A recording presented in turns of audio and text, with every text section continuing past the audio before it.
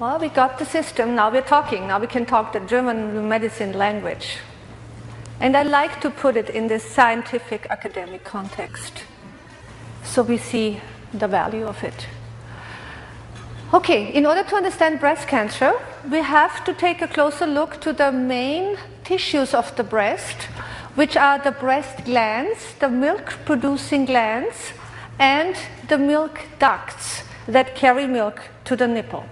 So let's look at the system, because that will explain to us why there are two different cancers, different breast cancers. Okay, the breast glands are the oldest tissue of the breast. Being the oldest tissue, remember what we just learned, originating from the mesoderm, the breast glands are controlled from the old brain, to be precise, from a specific area in the cerebellum. During the later time of evolution, the milk ducts were lined with a new cell layer, which is squamous epithelial tissue. And this new layer, this new tissue type, this new cell layer, being a younger tissue type, is controlled from the cerebral cortex, from a very specific area.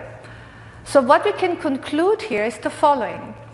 As far as breast glands and the milk duct lining is concerned, that these two tissues developed at different times during evolution, they derive from different embryonic germ layers, they consist of different tissue types, they are controlled from different parts of the brain, they relate to different biological conflicts, and therefore they cause different types of breast cancer. And we're going to start with the breast glands. The conflict that is linked to the breast glands is, as Dr. Hammer calls it, a nest-worry conflict. In nature, a female can suffer such a nest-worry conflict if her offspring is all of a sudden seriously sick or injured. If this is the case, the breast glands in the female breast will instantly start to multiply and to proliferate. And the biological purpose of the cell proliferation is to allow the female to produce more milk, and provide more milk for the offspring to speed up healing. And Dr. Hammer found that we women, that our breast glands, so to speak, respond the same way when we unexpectedly worry about a loved one. When a parent, one of our children, a partner, a dear friend, a sibling is a reason of concern. And this is how this works in details. The moment this worry conflict occurs, the conflict impacts in the area of the brain, is specifically in the area of the cerebellum that controls the breast glands. And at this moment, the breast gland tissue, or the breast glands, immediately start to proliferate, forming a breast gland tumor or a breast cancer in the glands. And Dr. Hammer found that even if a woman is not breastfeeding, this age-old biological program is still set into motion, because the female breast is synonymous for caring and nurturing. What we have to realize now is that during the conflict active phase, there are no symptoms. So a woman that has a glandular breast tumor that is in the active phase will detect the tumor either through breast self-examination, or it will be detected through a mammogram. In any case, conventional medicine, or another point I want to make to clarify that, the size of the tumor, so the size of the glandular breast tumor, is determined by the intensity and the duration of the conflict. In other words, the tumor is always proportional to how intense the conflict is. So the more intense the worry conflict, the faster and bigger the tumor grows. But so we have to realize again that it is, and I keep emphasizing that it is the psyche that is the driving or the leading component of the unit. So again, we cannot ask a woman not to worry. But as I said before, it is a very important step to downgrade the conflict. So to put the worry situation in perspective, to talk about it. The woman will notice she's less stressed out, she can sleep a little bit better, and she's not as preoccupied with the conflict, because that implies that now the conflict mass is less, which means the tumor is going to become smaller, because the psyche, the brain, and in this case, of course, the organ, the breast glands, always work in synchronicity. Because of the cell proliferation, conventional medicine labels such a glandular tumor as a malignant growth. But Dr. Hammer clearly shows us that there is nothing malignant about such a tumor, that this is not a malignant growth, but an age-old natural biological response, and no reason to panic. With German new medicine and with the knowledge of the 5 biological laws, my friends, cancer is no longer a mystery. A woman that has been worrying about a loved one for a longer period of time will not be surprised if she finds out that she has a breast gland tumor. She will now understand why she has the breast tumor. She will also understand why she has the tumor in the breast glands. And on top of it, she will understand why she has the breast tumor in her right or in her left breast, because we also have an answer for that.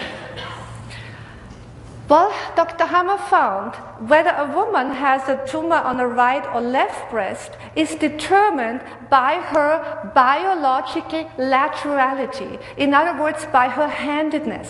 So this is not if a woman or if a person writes with the right or left hand. Here we're talking about the biological laterality, which is determined at the first cell division, so at the moment of conception. The easiest way, or an easy way to determine our laterality, or to establish it, I should say, is the clapping test. So I ask you please to clap in your hands. Okay? Thank you.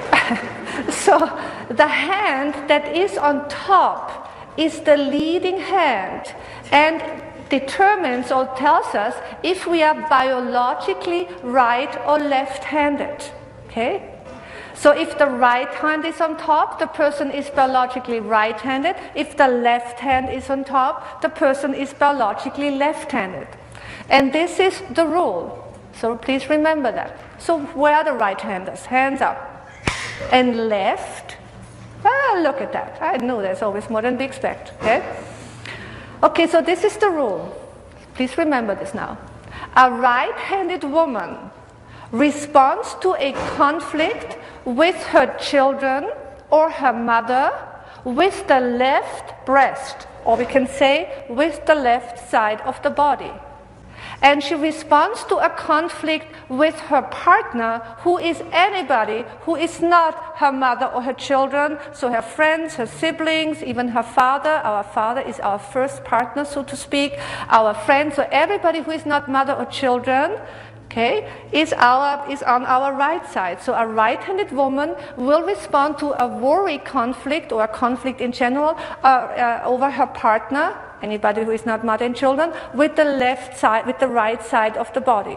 For left-handed, it is reverse. So for left-handed, the right side is the mother-child side, and the left side is the partner side. So why is it this way? Well, a right-handed woman like me, I would carry my child on the right side, on the left side, so my right hand is free to do things, to operate, okay, to work and do things. So my mind, let's call it my biological mind, associates the left side with my child. And Dr. Hammer found that this also applies to us right-handers, to our mother, and that the right side is our partner side. So this translates, as far as breast cancer is concerned, to the following. If a right-handed woman develops a breast cancer in her left breast, that indicates that she suffered or is still suffering, if it's still conflict active, a conflict or worry conflict in regards to her child. Okay, the child is sick, is in trouble, son is taking drugs, daughter get divorced with all sorts of trouble. So this would be on this side, mother is ill and so forth. But we want to keep one thing in mind. This does not say that if we are worried that we get a cancer. Okay? It's the other way around. When a woman has a glandular breast cancer, then we know that she suffered or is still suffering a worry conflict, and that the worry conflict is the underlying cause of the conflict. So we always start with the symptoms, because the symptom indicates what is happening on the emotional and psychological level. Okay? So the good news is, with this wonderful new medicine, is that a woman not only knows now, you women here, not after an hour and a half, we learn that we now understand why a woman gets breast cancer to begin with, why the breast cancer is in the breast glands, and why the breast cancer is in the right or left side, right or left breast. But a woman that knows German new medicine will also prepare for the healing symptoms. And that is, of course, most important, because this is when we see symptoms, typically. As we learned in the conflict active phase, there are no symptoms whatsoever. There's no pain, there's no nothing. It's just a woman might detect this, as I said, through self-examination and so forth. Well, we want to understand the following. It is the psyche where cancer, or breast cancer specifically here, originates. So it is the psyche where cancer originates. So it is in the psyche where cancer begins to heal. So let's see what happens during the healing phase. As we have learned with the fourth biological law, the moment the conflict is resolved, if the woman carries tubercular bacteria, then the tumor will be broken down and decomposed. Okay? So that is, I like to call it a construction site. There is a lot of decomposing and breaking down the tumor cells, causing potentially discharge, and this discharge can penetrate the skin. It is a foul-smelling discharge. It is literally a decomposing process. And this foul-smelling discharge can penetrate the skin, and if a woman is not prepared for that, it might scare her. But if she knows Dr. Hammer's work in German new medicine, she will understand that this is a positive sign that the tumor is now in the healing process and is being naturally removed. She will also realize, as I explained, when such a tumor is broken down, there could be blood in the discharge. Of course, I always emphasize blood loss has to be watched, but blood in the discharge is nothing to be scared about per se. It is part of what is going on in the breast as far as healing is concerned. The woman will not be surprised that she has night sweats. Such a decomposing and healing process of the glands, of the breast gland tumor, can take 4 to 6 months, okay, depending on the size of the tumor. So a woman who knows Dr. Hammer's work will be prepared that this might take a little while, a few months even potentially, and she will not get scared. She will be mentally prepared and ready for that. She will understand that the night sweats are part of the healing process, as an indication that the TB bacteria are doing a great job. One thing that is most significant, and this, my friends, applies to all tumors that grow, or better, that are decomposed during the healing phase. So breast gland tumor, colon tumor, liver tumor, lung tumor, prostate, uterus tumor, and so forth. When the tubercular bacteria are breaking down the tumor, they produce a lot of tubercular secretion. This is what has to be expelled, right? In this case, through the breast, through the skin. So they produce a lot of tubercular secretion. And tubercular secretion is very rich in protein, which is now eliminated. So it is essential to supplement the protein loss, because protein deficiency can cause serious complications.